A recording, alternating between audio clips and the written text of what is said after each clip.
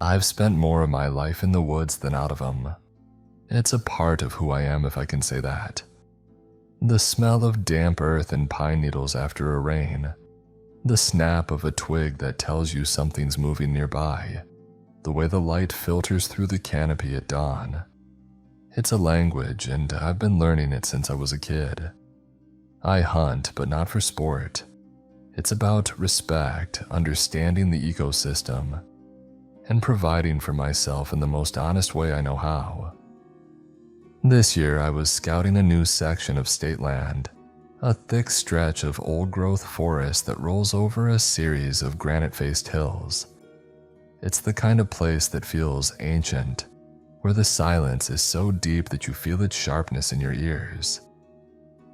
I was looking for signs of a decent buck I'd seen tracks for, a real monster by the size of them. To get a better idea of his patterns, I decided to set up one of my trail cameras. If you don't know, these things are pretty simple. They're rugged little cameras in a camel box that you strap to a tree. A motion sensor triggers them to record a short video clip, day or night. It's an invaluable tool. You learn what's moving through an area and when. So I found a promising game trail, a natural funnel between two rock outcroppings, and strapped my camera to a big oak, aiming it down the path. I checked the angle, made sure the view was clear, and left it to do its work. A week later, I hiked back in. The air was cool and crisp, a perfect autumn afternoon. I felt that familiar sense of quiet anticipation as I unstrapped the camera. Back at my truck, I popped the SD card into my laptop, eager to see what had been wandering by. The first dozen clips were exactly what you'd expect. A family of raccoons, their eyes glowing like little demons in the infrared night vision, bickering over something on the ground. A lone fox, delicate and sharp, trotting past with a purposeful air. A squirrel doing something spastic and indecipherable directly in front of the lens. Then a few does. They came through in the early morning, picking their way cautiously, their ears constantly swiveling. Standard stuff. I was clicking through the files, half watching, when I got to the last one. The file name was different. Instead of the usual img_0047.mp4, it was something like vid_corrupt_0047.mp4. My first thought was just a quiet curse. SD cards can be finicky, sometimes they just glitch. I figured it was a dud file, probably unplayable and a waste of battery life. Still, I clicked on it. To my surprise, it opened. The video was 3 seconds long. It showed one of the does from the earlier clips. She had been grazing just off the trail, but in the first second of the video, her head snapped up. Her whole body went rigid. Her ears, which had been lolling lazily, were now pricked forward, laser-focused on something just past the camera to the left. Her eyes were wide, white ringing the dark pupils.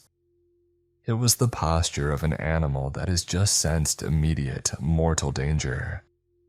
Then, at the 3-second mark, the image froze, just locked on that terrified deer in a perfect, high-resolution still frame. But the audio didn't stop. For the remaining 27 seconds of the clip, as the image of the petrified doe stayed on my screen, a sound played. It's hard to describe. It wasn't a growl or a scream or any animal call I've ever heard in my life. It was melodic. It was a high, ethereal, warbling sound, almost like a woman singing a single, sustained, sorrowful note, but passed through a filter of static and wind. It rose and fell in pitch slightly, like a lonely, distorted theremin playing in the deep woods. It was beautiful, in the way a funeral dirge is beautiful. It was deeply, profoundly unsettling. The sound was clean, clear as a bell, recorded with perfect fidelity while the video feed was completely bricked. The clip ended. The screen went black. I just sat there in the driver's seat of my truck, the sounds of the forest outside suddenly feeling very different. My rational brain kicked in first. It was a technical malfunction. The sound was just feedback, some kind of weird audio artifact caused by the same error that froze the video. It had to be. Still, I couldn't shake the image of that deer, the absolute primal terror in its posture. Animals don't react like that to a camera glitch. I decided to move the camera. I told myself it was because the spot was a bust, but I knew I was lying. I wanted to see if it would happen again. I drove to the other side of the state land, a good 5 miles from the first spot, to an area I knew well. It was a small creek bottom, surrounded by thickets of mountain laurel. I found another good trail, this one muddy and littered with fresh tracks, and set up the camera on a sycamore overlooking the creek crossing. I gave it another week, my mind returning to that sound at odd moments. While I was trying to fall asleep, while I was standing in line at the grocery store, that strange singing lament. I tried to find examples of it online, searching for things like weird audio feedback trail camera, strange electronic noise in woods. Nothing came close. The following weekend, I went back for the second camera. I felt a knot in my stomach the whole hike in. It was a feeling I wasn't used to in the woods. I wasn't an observer anymore. I felt like I was poking something I didn't understand. Back in the truck, I went through the same ritual. This time, I skipped right to the end of the file list, and there it was. vid_corrupt_0081.mp4.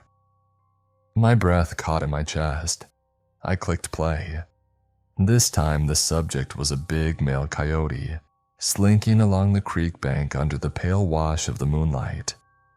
He was a healthy-looking animal, confident in his domain. For 2 seconds he was just a coyote. In the 3rd second he stopped dead. His head whipped around, snout pointed directly at the space just to the right of the camera. The fur on his back bristled. He let out a low, guttural growl, and then the image froze. And the sound started. The exact same sound, the same pitch and the same sorrowful melodic warble. The same static-laced, ethereal singing. It echoed through my truck's speakers, a sound that had no business being in the woods. A sound of pure strangeness. It played for the full 27 seconds over the frozen image of that snarling, terrified coyote. I closed the laptop. My hands were shaking. This wasn't a camera malfunction. A glitch doesn't replicate itself perfectly on a different date, in a different location with a different file number. This was a pattern. I started to formulate a theory. The corruption wasn't a glitch in the recording. The corruption was the recording. It was the event itself. I thought about the camera's sensor.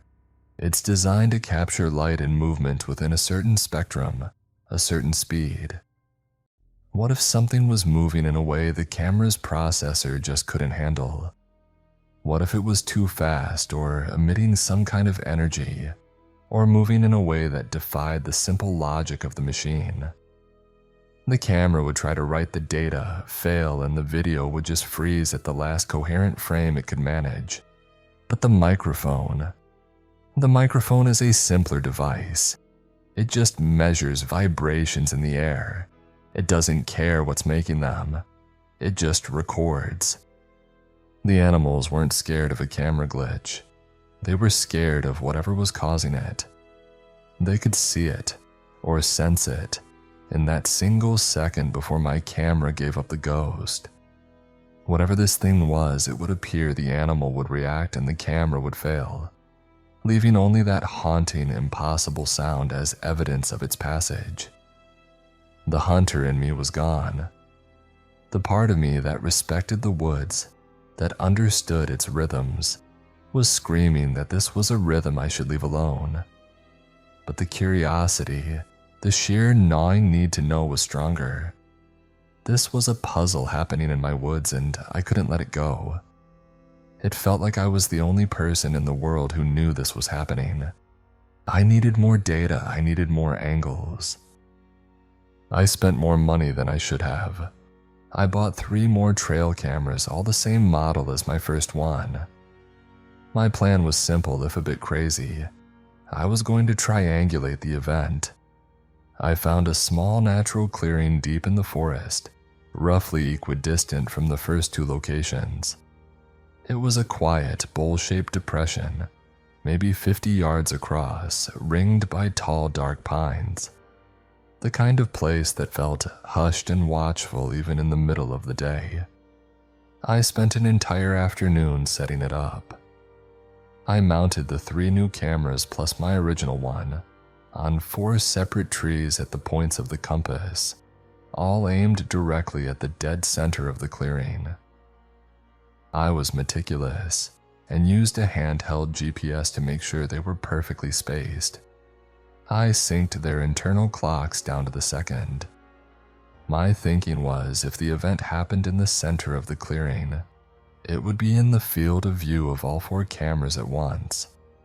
Maybe 1 or 2 would glitch, but surely one of them, from a different angle, a different perspective, would capture a clean image of what this thing was.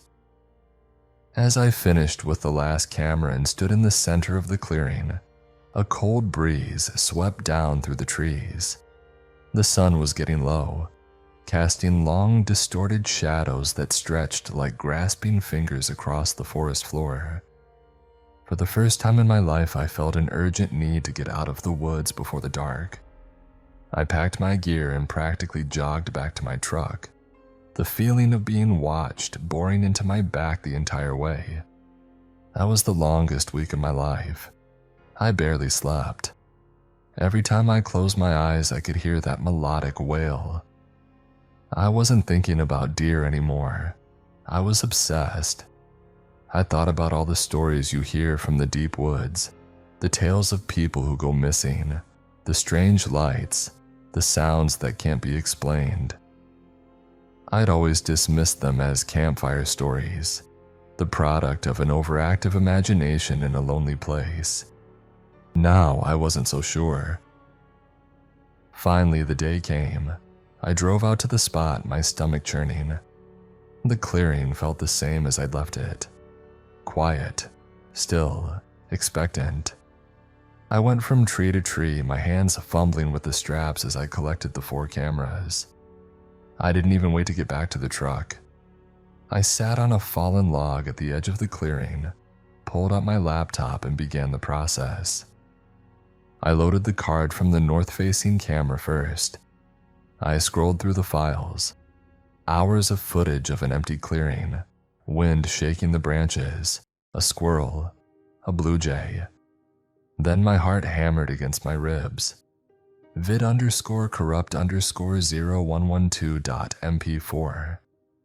Time stamped at 2:17 and 44 seconds a.m. My hands were trembling so badly I could barely control the mouse.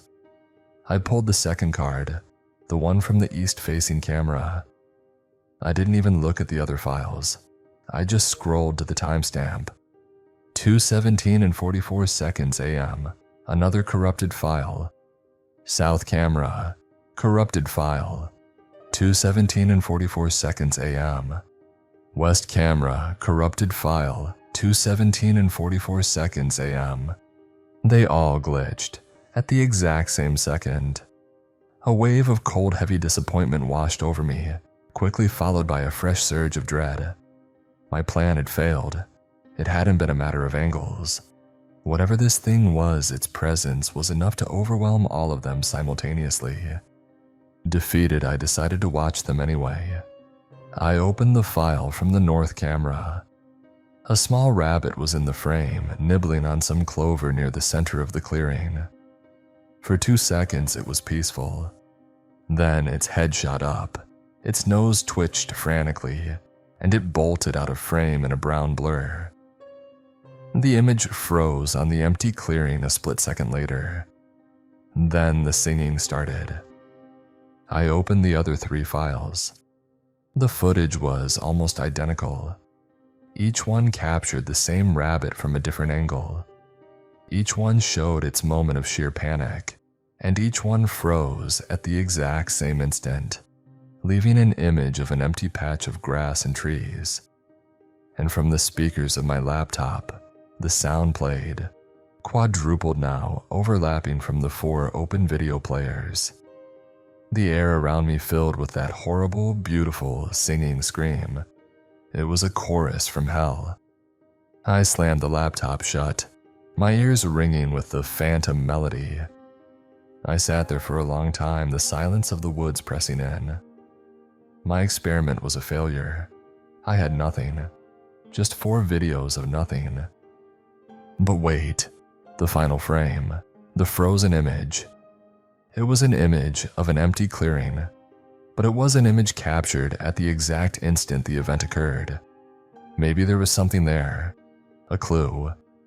I opened the laptop again, my heart pounding. I pulled the 4 frozen frames up on my screen side by side. North, south, east, west. 4 identical pictures of an empty clearing taken at the same fraction of a second. I zoomed in, scanning every pixel. Nothing. Just grass, a few fallen leaves, distant trees. I was about to give up when my eyes caught something. It was subtle. So subtle, I thought I was imagining it. It wasn't in the clearing itself, it was the shadows. The moon must have been almost directly overhead at 2:17 a.m., because these shadows cast by the trees ringing the clearing were short, falling almost directly at their own bases. But in these frozen frames, and they were wrong. The shadows of the trees on the northern edge of the clearing weren't falling south. They were bent, stretched. They pointed inward towards the empty spot in the center of the clearing. And the shadows from the trees on the eastern edge were doing the same, elongated and distorted, pointing west toward the center. All of them. Every shadow in the frame, from the tallest pine to the smallest sapling, was subtly warped, pulled from its natural position as if by an immense, invisible gravitational force, all pointing like silent, accusing fingers at a single, empty patch of ground right in the middle of the frame. I was looking at a photograph of the absence of something, an outline drawn in shadow of a thing that the cameras could not see. I had to go look. I couldn't leave it alone. The sun was high and bright now. The woods felt normal again. The fear from the night before seemed distant, irrational. I walked to the center of the clearing, to the spot where all the impossible shadows had converged. It was nothing, just a patch of grass like any other. I kicked at the dirt. I knelt, running my fingers through the blades of grass and over the damp earth. Nothing. I felt a surge of frustration. Was I going crazy? Was I seeing patterns in static? I was about to stand up when a glint of light caught my eye. Not a natural glint like dew on a leaf, but the hard, sharp flash of reflected metal. I parted the grass. There, half buried in the dark soil, was a ring. It was a simple silver band, a woman's wedding ring, tarnished with dirt and age. My blood ran cold. This was real. I stood up and looked around the clearing at the silent, watching trees. Someone had been here. My mind raced. The singing, the sorrowful wailing sound, the terror of the animals, the ring. A dark, terrible idea began to form in my head. An idea that made my throat tighten. I didn't even think about it.